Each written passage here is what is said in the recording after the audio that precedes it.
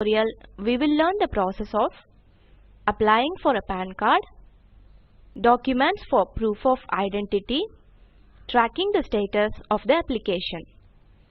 The PAN card application form is called Form 49A. This form can be downloaded from the link given below. Once you have downloaded the form, take a printout of the same. Next step is to fill the form. The form is to be filled legibly in block letters in English only. It is preferable to use a pen with black ink to fill the form. In each box, fill only one character, that is, alphabet, number or a punctuation sign. A blank box must be left after each word. Individual applicants need 2 recent color photographs with a white background. These photos have to be pasted on the form in the spaces provided. The size of the photo should be 3.5 cm into 2.5 cm. The photo should not be stapled or clipped to the form. The photos on the left should have a signature or thumb impression across it. For the right side photo, the signature or thumb impression should be below it. Thumb impressions should be attested by a notary public or an authorized officer with official seal and stamp. Now start filling the form. First of all, fill the assessing officer details. Assessing officer details can be found on these web pages.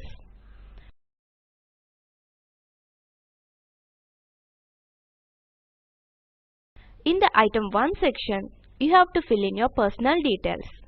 Here, select your title like Shri, Srimati, etc. Write your surname, first name and middle name in full form. These are to be filled without any initials. Your name should not be prefixed with any title like Miss, Doctor, Kumari, etc. For non-individuals, what if the name is longer than the space provided? In that case, it can be continued in the space provided for the first and middle name. In case of a company, the name should not contain any abbreviations. Example, Private Limited should be written in full. Variations like PVT Ltd, Private Ltd, P.Ltd, etc. are not allowed. In case of sole proprietorship, the PAN should be applied for in the proprietor's own name. This will be printed on the PAN card. Note that the last name must be written in its full form. The next section asks for other names that one is or was known by. It must be filled if the applicant selects yes, following the instructions applicable for item 1. Item 4, the gender field, should be filled only by individual applicants. The item 5 section asks for date of birth. The dates expected from different categories of applicants are specified in the form. Example, a company should provide its date of incorporation. Next, individual applicants should fill in their father's name. Instructions in item 1 with respect to name apply here. Note that the married women should also give their father's and not their husband's name. Item 7 asks for your address.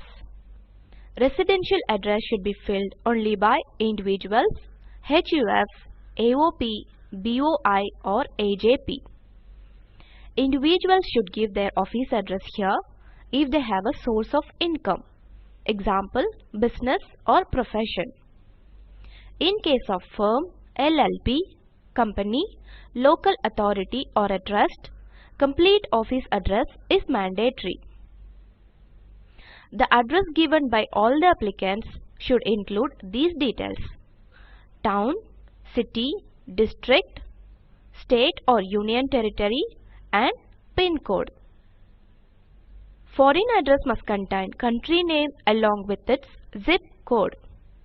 For item 8, that is address for communication, individuals HUF, AOP, BOI or AJP may tick either on residence or office address. Other applicants should write their office address. All communication will be sent to the address written here. Telephone number and email ID details are to be filled in item 9. Telephone details should include country code, that is ISD code, and area or STD code. Example, details of a Delhi telephone 23557505 number should be filled as 91 the country code, 11 the STD code.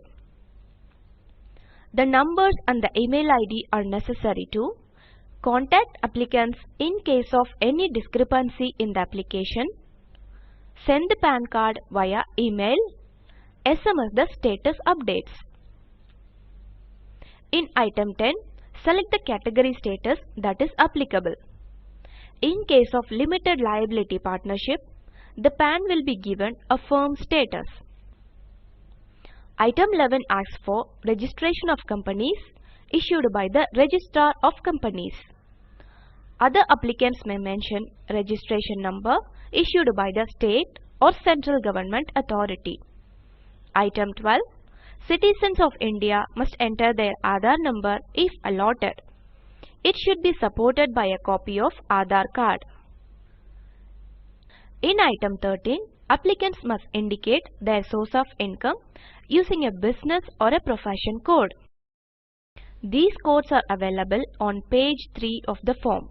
Example, medical profession and business code is 01, engineering is 02. Item 14 asks for personal details of representative assessees. Only those specified in Section 160 of the Income Tax Act 1961 can act as representative assessees. Some of them are an agent of the non-resident, guardian or manager of a minor, lunatic or idiot, court of wards, etc. Representative assessees are mandatory for applicants who are minors, mentally retarded, deceased, idiot or a lunatic. Personal details of the representative assessees have to be filled here. Item 15 is about documents to be submitted for PAN card application. Attaching proof of identity and proof of address with the PAN application is mandatory. These documents should be in the name of applicant. Representative assessees must also attach these documents. List of documents that serve as proof of identity and address are given on page 4 of the PAN application form. Applicants must furnish any one document from the options listed in the form. Example, proof of identity for individual applicants and HUF are school leaving certificate, ration card, driver's license, etc. Documents for proof of address are electricity bill, telephone bill, passport, etc. Now we will discuss some general information regarding the application. The fee for processing PAN application is rupees 96, that is rupees 85 plus 12.36% service tax. Payment can be made by demand draft or check. For addresses outside India, the processing fee is rupees 962. That is, application fee rupees 85 plus dispatch charges rupees 771 plus 12.36% service tax. For foreign addresses, payment can be made only by way of demand draft payable at Mumbai. The box at the end of the form asks for the applicant's signature or thumbprint. Representative assessee's signature or thumbprint should be given for minors, the deceased, lunatics and the mentally retarded. Applications without signature or thumbprint will be rejected. Applicants will receive an acknowledgement on acceptance of this form. This will contain the unique identification number. This number can be used for tracking the status of the application.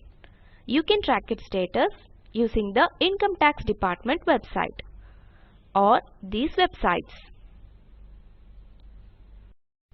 On this website, the Status Track search will perform this task. This search will need either your acknowledgement number or details like name and date of birth. One can also get PAN status details via SMS.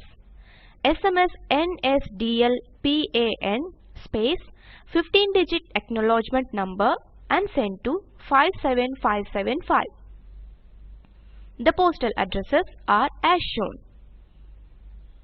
Hope this information was helpful.